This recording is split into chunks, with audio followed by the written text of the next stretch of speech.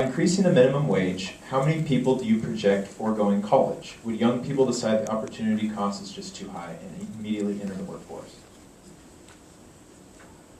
Can you say that again? I don't understand the question. By increasing the minimum wage, how many people would you project would just forego college? Would young people decide the opportunity cost is just too high and would immediately enter the workforce rather than going to college? I'm not really sure I understand that, but I do think, because most of you in this room are college students.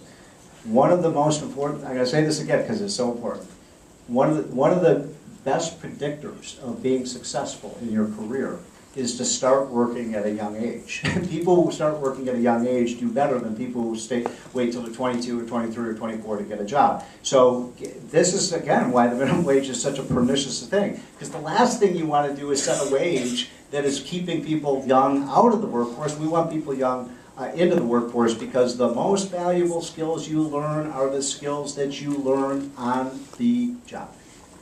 I just have a blog post I put out about this, about the cost of college, because there's a recent ranking of the best return on investment for colleges. And one of the things that struck me about that, I don't know where Gonzaga is, I'm sure it's pretty good.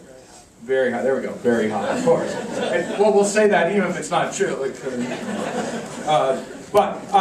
What's interesting about that is how on the edge a lot of schools are in terms of their return on investment. In other words, it doesn't take much. It takes just a little bit more in tuition payments or a little bit more in other things you could have done instead of going to school that would take you out of school. College is becoming very expensive and losing its return on investment, which is kind of sad coming from someone who's a professor. I'd like to make the argument that, because I don't know how many, I think we had a show of hands earlier of students that were working, and let's just say they were making minimum wage.